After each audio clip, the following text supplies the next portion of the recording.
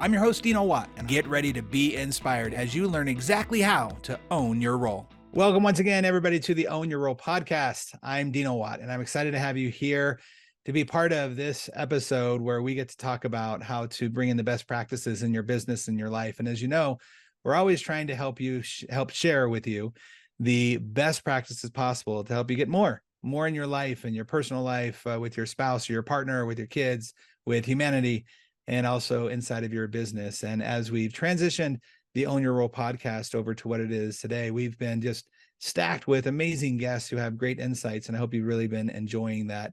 I know that you have with the feedback that we've been getting, and I want to continue to encourage you to share this podcast with your friends and colleagues, as well as make sure you subscribe and like it so you know when the next episodes come out. We're basically sending one out every single week, and we appreciate those of you that have reached out to tell us how much you've appreciated it. And I think you're really going to enjoy not only the story, but the focus of today's podcast, because our guest, Darryl Stickel, he's somebody who not only has a really interesting story. He's from Canada, so we're going to hear some hockey stories, but also like what he does and how he's able to help build unlimited trust with people in all different types of situations. And as you know, as a business owner, one of the biggest things you have to do to lead people the way you want to lead them is to build that sense of trust, to not only let them trust you, but to let them know that you trust them to do the job that you want them to do. So with that being said, I'm excited to introduce our guest today. Please welcome Darryl to our episode. Thanks, Darryl, for being here. Darryl Stickel. Thank you so much for having me, Dino. It's a real pleasure to be with you and with your listeners. Well, I'm so glad that we were put together, and I know that the people that continue to suggest people to me to be guests on my show are really getting a good sense of the types of people I like to talk to and interview. And this show really has evolved into this idea of let's just get really interesting people who are doing interesting things in the world and put out some really great ideas so people can get more in their life. So I appreciate you being here. We start off every show and every episode with really digging into your story of what got you here, why are you doing what you're doing, and then if I need to, I'll jump in and ask some questions on the way. But please tell us about you and your story and how you got here. Sure. So I was born and raised in a small town in northern Canada, Fort St. John. And it was about 12,000 people, and it was about an hour from the next small community. Wow.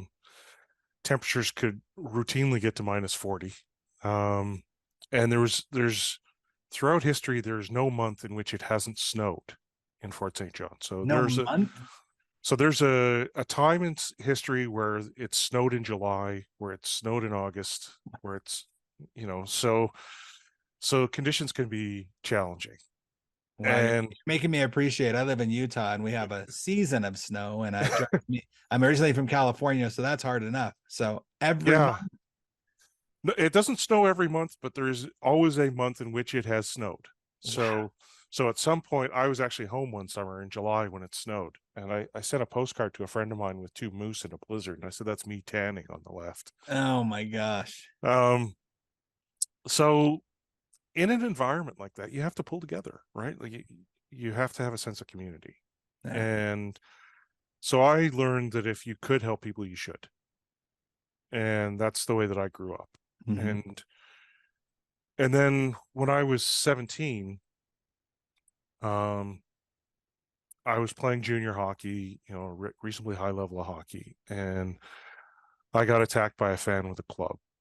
I was close to the boards. There was a gap in the glass, and this person grabbed me, pulled me halfway over the boards. He had a big wooden club in his hand, and he beat me, shattered my helmet, knocked me unconscious. And then I got pulled out of that by one of my teammates, and then another player grabbed me and just beat the tar out of me. Wow. Why you're already down? Yeah. Wow. And it was a riot. There was a bench clearing brawl. My team actually, as they were carrying me off the ice two of my teammates had me and were sort of helping me get to the dressing room, carrying me to the dressing room, and people were throwing beer bottles. Jeez. So my team went into the stands. I mean, this wasn't for the Stanley Cup or anything, right? This is a No. local. Wow. Yeah, it was in Fort Nelson.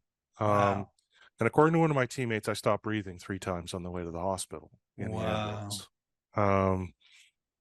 Now I'm legally blind now, and I knew I have a hereditary retinal disorder. I knew I was going to lose my sight eventually, and so I had spent a good chunk of my life knowing that I had to train my brain to be able to think for a living, that was going to be my path forward in life. And now all of a sudden I couldn't. I had the attention span of a fruit fly. I went from, being on the honor roll to barely passing or to failing most of my courses. Wow. And, I had planned to go to university. Instead, I had to go to a community college. And I continued to suffer concussion after concussion because we just didn't know. It was in the mid 80s, right? And Wow. and eventually I moved to Victoria, British Columbia, on Vancouver Island, and I'd be on the bus and someone would just come up and sit down next to me and say, I'm really having a hard time. And so for some reason, complete strangers would just open up to me. And I knew that wasn't happening to other people. And so I wanted to understand what it was that was prompting that. And I also, I thought, if this is going to keep happening, maybe I should get paid for this. Yeah. And so good insight. Yeah. So I started studying psychology, and I started working with families in crisis and troubled teens, and working on crisis lines and working with street kids, and really trying to hone these skills and understand them at a deeper level. And partway through that journey, I realized that a lot of the folks I was working with were just stuck, and it had taken them years to become stuck where they were, and it was going to take years for them to recover if they ever did. And I thought, this is going to drive me insane. And so I shifted into public administration and was working in native land claims in British Columbia. And they would ask me these deep philosophical questions like, what is self-government? Or what will the province look like 50 years after claims are settled? The last question they asked me was, how do we convince a group of people we've shafted for over 100 years they should trust us? And I thought, man, that's a good question. Yeah. And it gets to the heart of these long-term disputes, right? Why are they so resilient? As we speak, open warfare has opened up between Israel and Hamas. Yeah, I was just going to say, like, that's such a apropos for right now. And it doesn't feel like that benefits anyone. And so I went to Duke and wrote my doctoral thesis on building trust in hostile environments. And, there's this statement from Kierkegaard who said that life makes sense in retrospect. So it makes sense when we look backwards. Sure. Well, when I got to Duke, one of the leading academic experts on trust had arrived the same year I did, and another one arrived the year after I did, and they were both on my committee. And so I had two of the world's leading academics on the topic shepherding my work. Now, when I finished, they sat me down, we're having a drink, the three of us, and they said, when you first came to us, we had a conversation with each other, and we said, it's too big, it's too complicated, he never solves it. Said, we'll let him take 6 months, and then he'll come crawling back, and we'll let him chisel off a little piece of this, and that'll be his thesis. They said, 6 months in, you were so far beyond us, we couldn't help anymore. Wow. And here we are 2 years later, we think you've solved it. Wow. And so I ended up going to work for McKinsey and Company, big management consulting firm. And they said, man, you've got good client hands. Let's send you to the worst places possible. Oh, great. Yeah. So places where there'd been strikes, where the hostile takeovers, employee reductions were going to happen, like places where people didn't want us to be. Sure. And I was getting an opportunity to practice this thesis that I'd put together. Then in 2001, I was involved in an automobile accident on the way to a client site. Another concussion, except Oh, this one wow. seemed to just stick with me. Ooh. And so I had something called post-concussion syndrome, which meant that I was tired a lot. I couldn't work 80 hours a week like I'd been doing at McKinsey. Mm.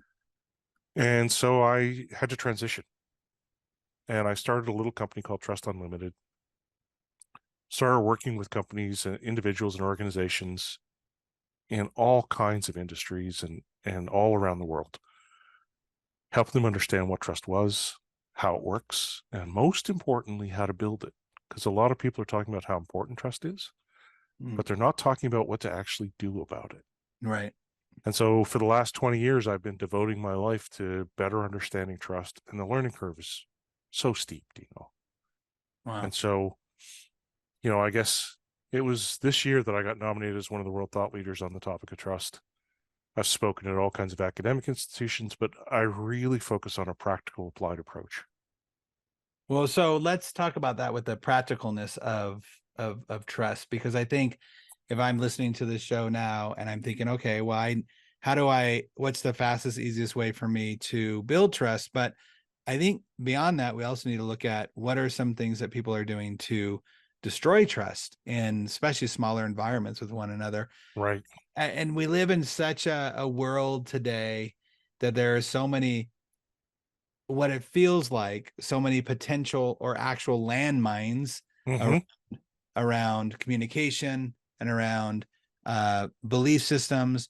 Whereas I think as quickly as say 10 years ago, you and I could sit here and have a completely, speaking of like the Hamas and Israel thing, we have a conversation around it. We could even disagree on things, but Right. it didn't end up being personal warfare because of the actual warfare that's going on, which I think is Right. happening all day long right now. So let's get into the practicalness of building trust and how also the practicalness of destroying trust. Yeah. Well, and I think this should be really resonant for your audience, because you talk about owning your role. Yeah. There's so many things that happen to us in the world that are outside of our control, Mm-hmm. but how we show up is inside our control. Mm. And so our focus on building relationships, our ability to build relationships is one of the things that shelters us from all this chaos.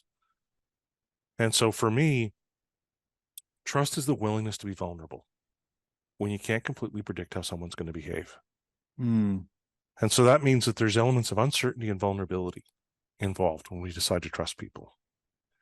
And it's uncertainty times vulnerability gives us a level of perceived risk. And we each have a threshold of risk that we're comfortable with.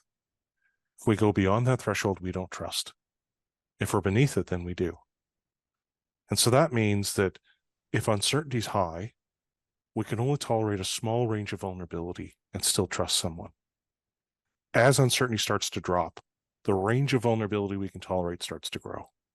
So in our deeper relationships, we've got really small amounts of uncertainty. We really know that person. We're comfortable with them, which means we can tolerate a huge range of vulnerability.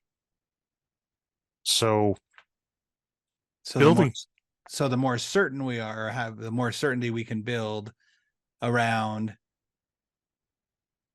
for example, if there's a leader listening to this right now and the certainty they can build around, I'm talking to a team member, you're not going to get fired. And right, I really do want that feedback, and that I have a history of showing that I can accept hearing feedback and not blow up, not get upset, not have retribution, then the higher the vulnerability is going to be. But if you have the history of the opposite of that, right, and your team member is uncertain about how you're going to react, and is this a trick or whatever, their vulnerability is obviously going to be super low, which makes sense logically, but we're looking at the risk level that person is willing to tolerate right. having that conversation. So you're bang on.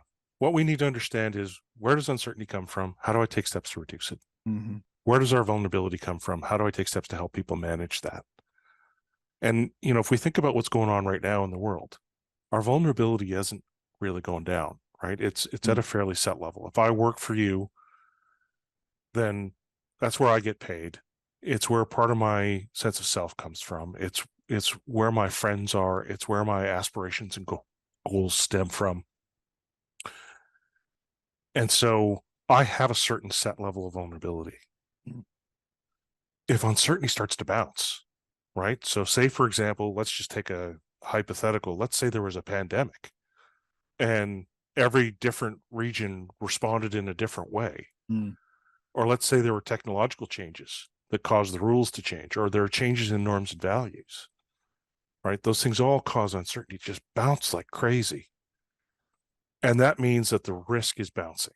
And it means we're really uncomfortable taking on more vulnerability, which is what trust means, right? It's that willingness to take on more vulnerability. And you talked about us being able to have a conversation. Before, the vulnerability was, well, Dino and I might disagree on this topic. Now, all of a sudden, the vulnerability is, what if I get vilified in social media? What if I get canceled? What if... The uncertainty is risen high. And so is the vulnerability. And so we start to get really uncomfortable. I can't be more uncertain. And we see actors in the world heightening our sense of vulnerability. If you don't do what I say, then the whole world's going to end.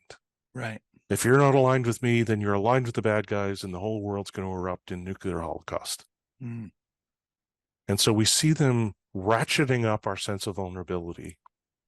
Let's say, for instance, some political figure was to come out and say, all immigrants are rapists, disease-carrying, blood poisoning villains. Well, that would feel pretty threatening. And I would have a real struggle with any uncertainty when it came to any situation around immigration. And so we see actors having an impact on our perceptions of uncertainty or vulnerability. Uncertainty comes from two places. It comes from us as individuals, and it comes from the context we're embedded in. And I think of the context as the rules of the game, right? There are formal and informal mechanisms of social control that constrain our behavior. And so I go to a doctor's office. The doctor says, take off your clothes. I do. I don't tend to do that in other places, Dino. Right. Right. And if we understand and you understand the certainty of what's happening, you're willing to be vulnerable because the risk of not finding out that you have some disease or illness or whatever is too high. Right.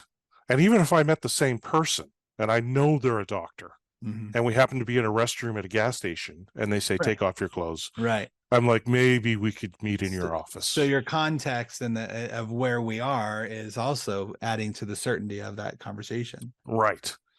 And so when I used to work with kids in care, at group homes and receiving homes and those kinds of things, I took every effort I could to make myself as predictable as possible.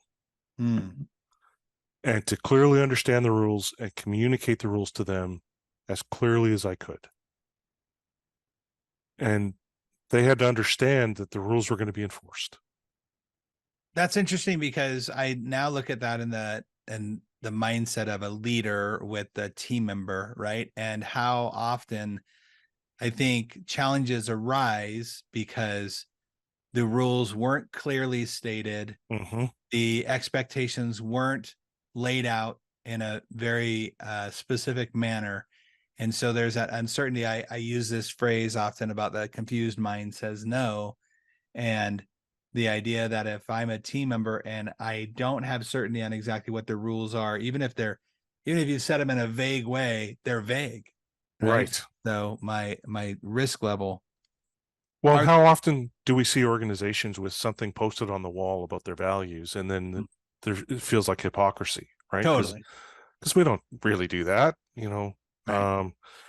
And so, or I will even say, or the obvious, right? When I do this whole thing around values, and when you have to post that honesty is a value, I'm actually concerned.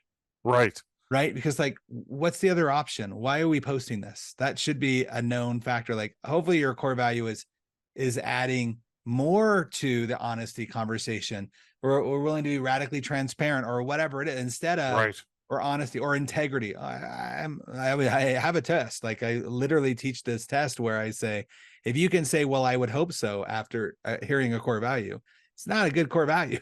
It's like, you Right. look at that. Yeah. So I think there are 10 levers we can pull to build trust. Okay. 10. 10 levers. Before you get to that, I want to ask you, this popped up. Are there areas, is there a space or a situation where it's good to really control not having that vulnerability, not having that certain, like, you know what I'm saying? Like, is there places where you want to hold that besides the obvious where you're walking into, a prison, I guess, Right. or, like, is there an obvious place where you want to be able to have that control of the uncertainty or vulnerability? I think early on, if I'm working in a healthcare setting, I Mm-hmm. want to control the level of vulnerability for my patients. Mm. If I'm thinking about my kids, I'm never more vulnerable than when it comes to them. Mm. And so I want to have a clear sense of what the consequences might be, because I'll feel those more acutely than I do for myself. I guess in our world today, I find one of the things I find frustrating is the idea that, and I think we're probably around the same generation. I grew up thinking and believing that trust was a given until you prove me wrong, right? Like, I'm going to trust people. I have a sense of belief that most people want to be good and kind and nice, and until I'm proving wrong. Whereas I think in today's world, it's almost the opposite. It's like, we don't trust you at all until you prove you can be trusted. Right. I think you're right. Um, there's been, I mean, trust levels are the lowest we've ever seen. Yeah. The lowest we've ever recorded. And it's a threat to democracy. It's a threat to our way of life. Um, you know, trust in institutions and systems, like trust acts as a social lubricant. And it's been Mm. clearly shown that communities and countries with higher trust levels do better Yeah. in terms of mental health and efficiency and economically and, standard of living. We see these things play out, and it's in decline. And I think that's fascinating because with the decline of the trust levels, it feels like there's more of a trust ask that we're being given, right? From, let's just take government or whatever. We're being asked to trust them more strictly because, like, there's no give back to why I should trust you more, and it's making me trust you less the more you have to right, tell me, no, you really should trust me. Why should I really trust you? It's like right. this Well, and really we're interesting I opposite. I actually feel like maybe the trust ask is the same, but it feels bigger, Yeah. right? Because we're less confident in them. And you had asked it at the start of the show about what can leaders do. I think we have to go first, Hmm. because building trust it creates a norm of reciprocity. If I make myself a little bit vulnerable to you, then you're willing to respond in a similar fashion. And this is why I tell leaders they need to lead with their imperfections. We Lead with need, your perfections. yeah, we need Nice. to show people that we're not perfect and that it's okay to not be perfect. And a lot of times I'll talk to leaders, I'll say, what made you a good leader 5 years ago? Is that the same thing that makes you a good leader now? No. Mhm. And the things that will make you a great leader 3 to 5 years from now, are they the same things you're doing right now in this moment? No. And so you're going to have to try new things. You're going to have to learn and grow and develop. You will make mistakes. Mm. You will stumble. You may fall. Yeah. And you need to create an environment, because the world is moving so quickly. You need to create an environment where people are comfortable with the idea of learning, growing, making mistakes, failing. Yeah.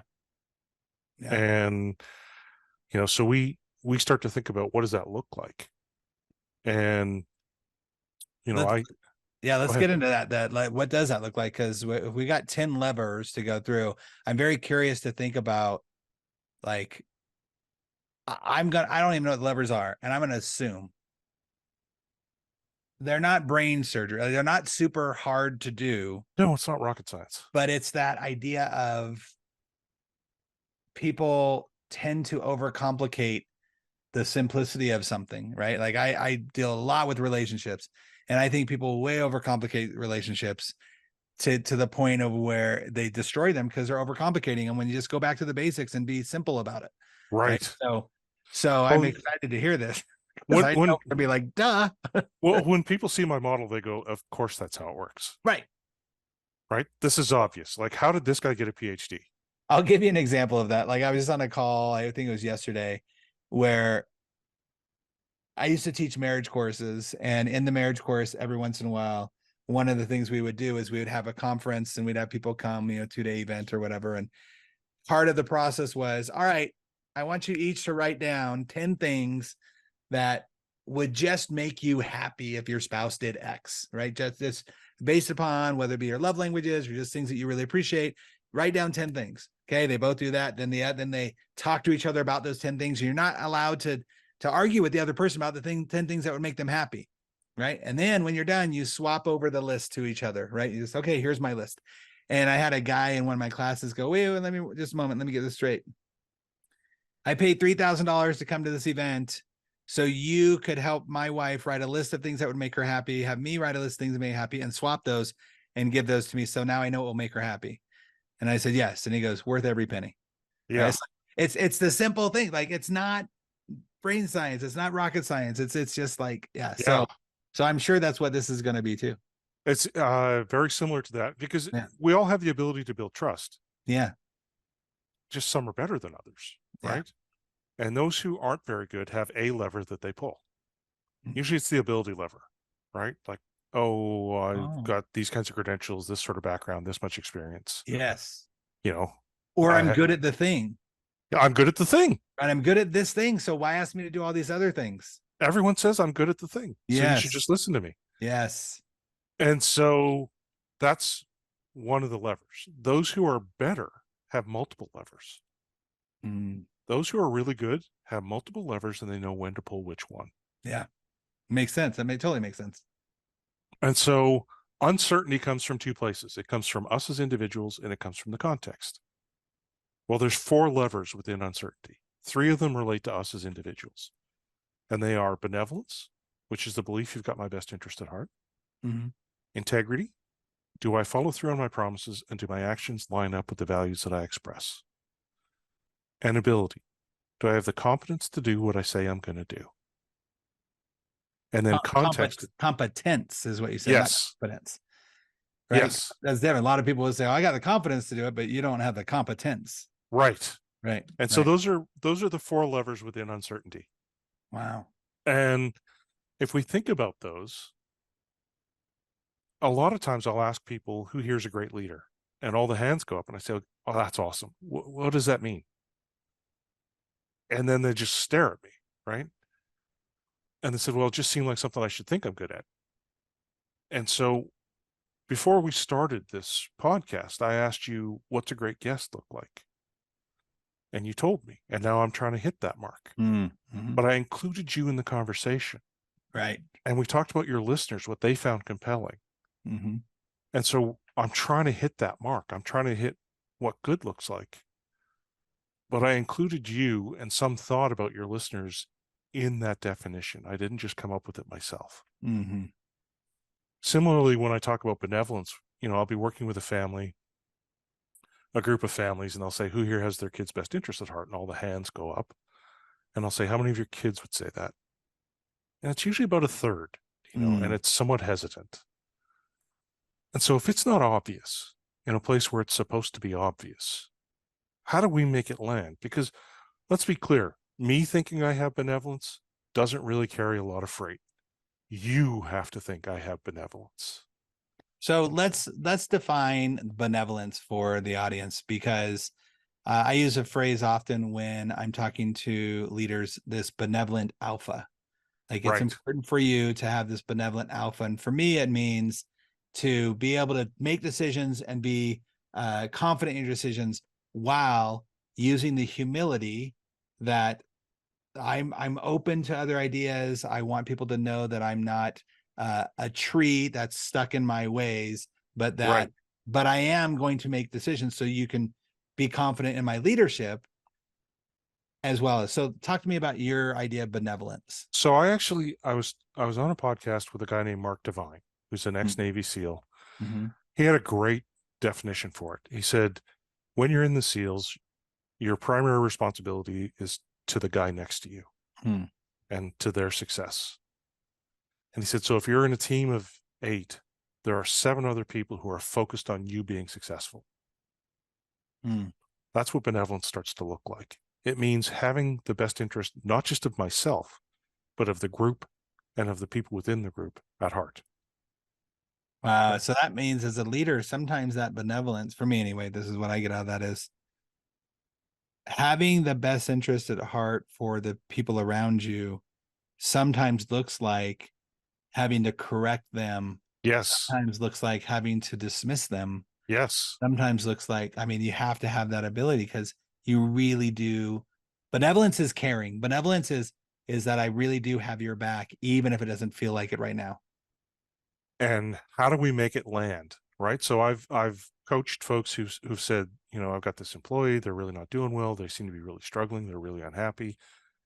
And I say, this is not the right place for them. Hmm.